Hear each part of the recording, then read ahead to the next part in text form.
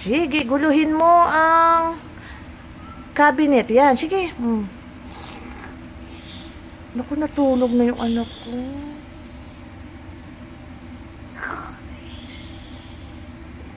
Lakas maghilik ka. Ako talaga naman. Hilik-hilik pa ulit, anak. Hilik-hilik. Paano hilik?